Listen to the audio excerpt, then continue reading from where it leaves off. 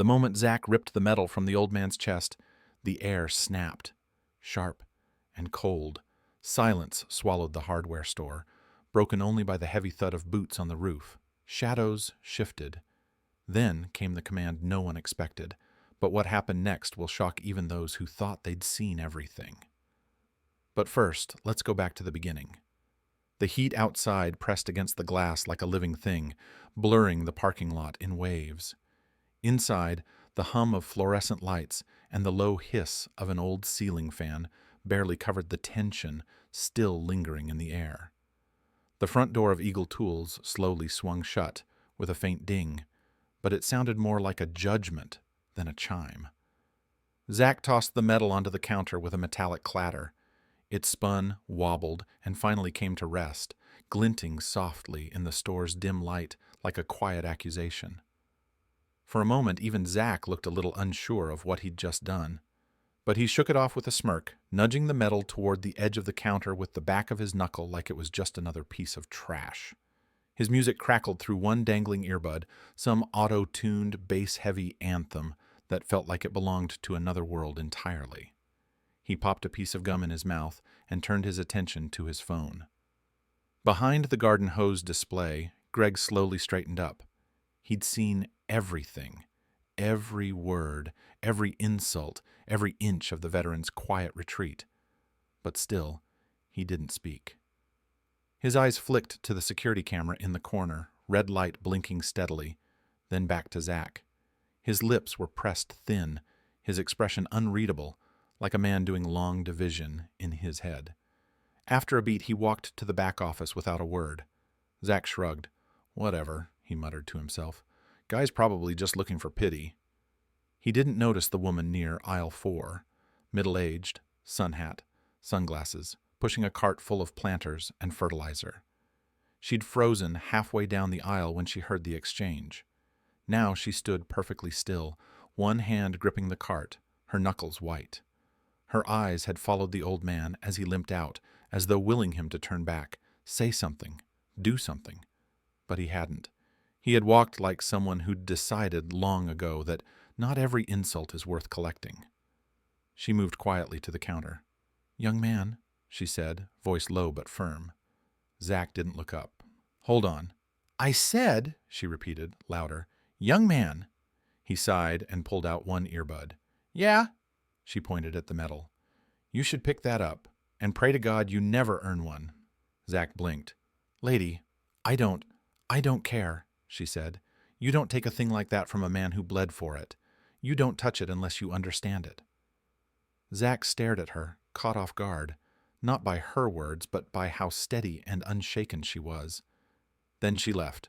No purchase, no further words, just the quiet sound of her sandals on the tile.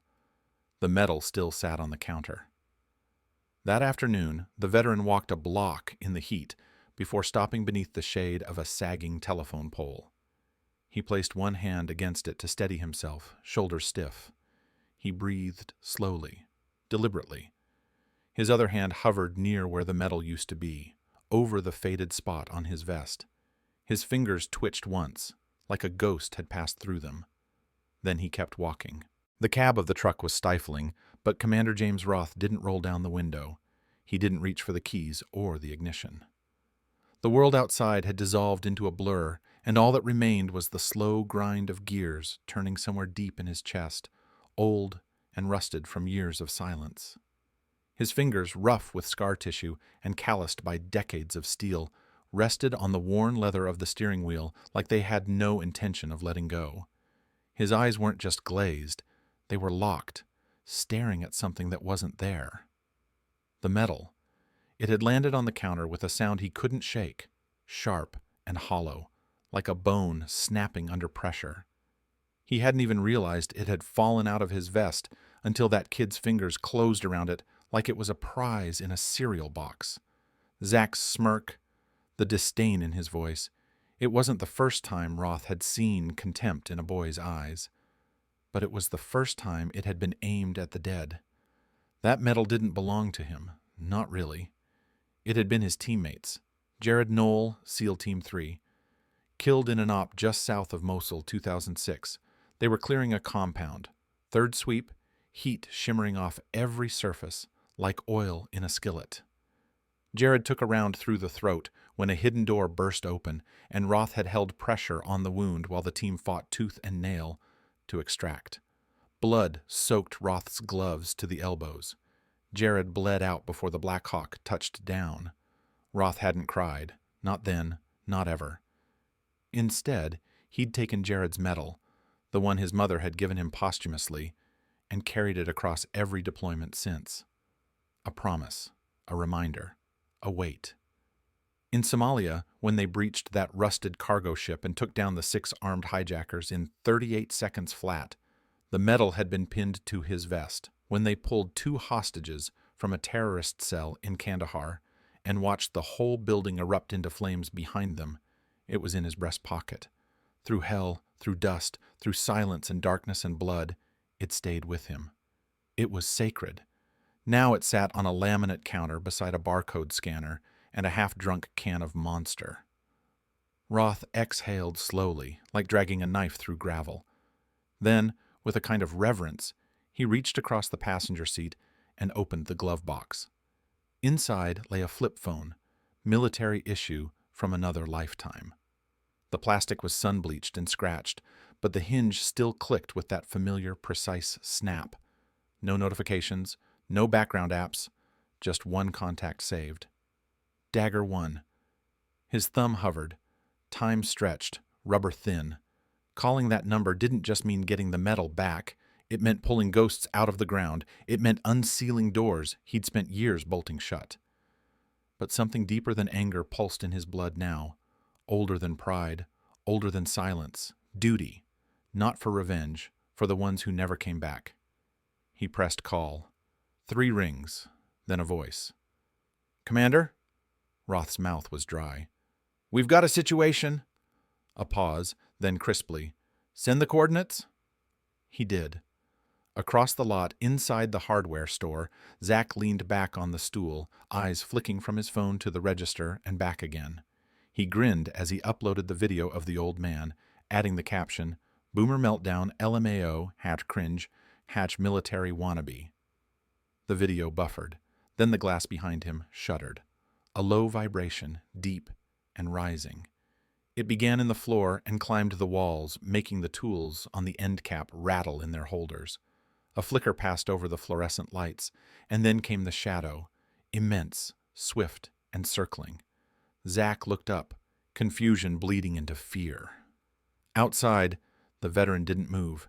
He simply watched as the silhouette grew larger across the pavement, rotors whipping dust in spirals around the rooftop. The Black Hawk had arrived.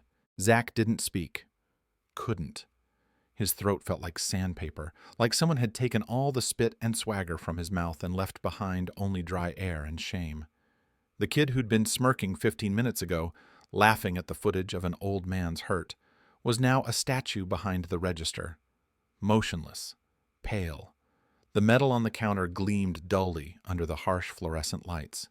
It was scratched, weather-worn, its ribbon frayed at the edge, but it radiated a kind of weight Zach had never felt before. Like it didn't belong in a store. Like it didn't belong in this world at all. And now, around it, the store was changing. The seals moved with quiet precision. No wasted motion, no need for orders. One of them, an older black man with a scar running down his left temple, unfurled an American flag from a tightly folded triangle and pinned it against the pegboard wall. Another, wiry and stone-faced, began setting up a row of laminated photos beside the register. Not just Roth's friend.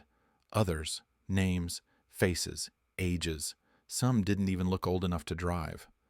The third seal, broad, silent, with silver at his temples, carried in a portable case and popped it open like it was sacred. Inside, there were ribbons, unit insignias, and a small glass box with sand sealed in resin. He set it down without a word, directly beneath the surveillance camera, and tapped the corner gently.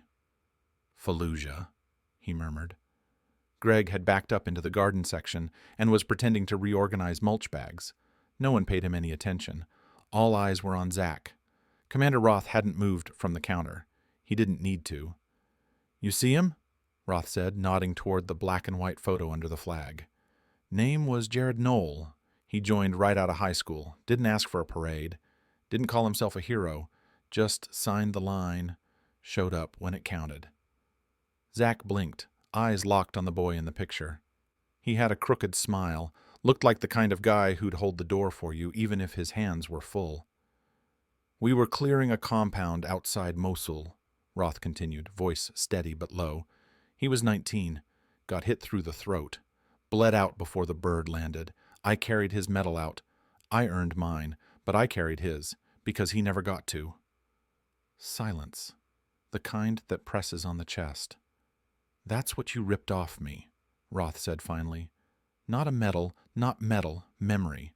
A weight I chose to carry because no one else could." Zach's hands were trembling now. He shoved them in his hoodie, too late to hide the shake. He looked at the pictures, line after line of them.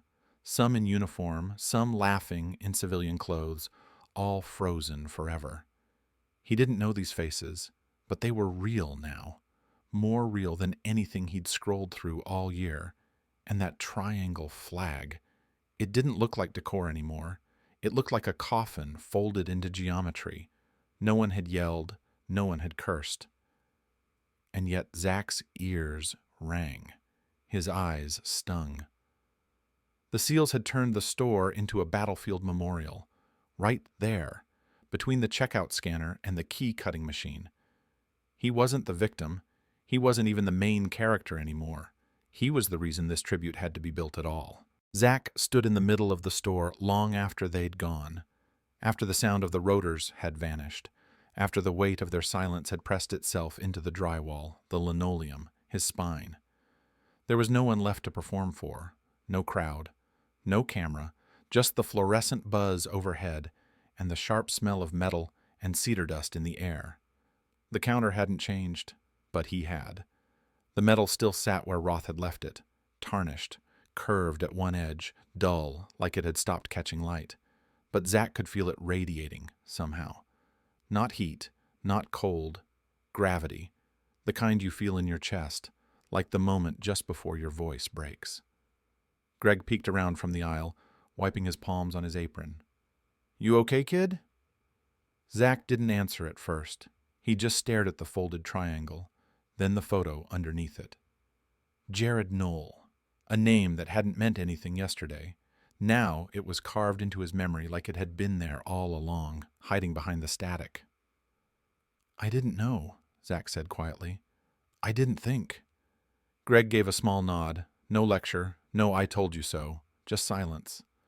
The kind older men offer when they recognize something deeper than punishment is already underway. That night, Zach didn't touch his phone. He didn't post, didn't scroll, didn't check how many views the clip had gotten.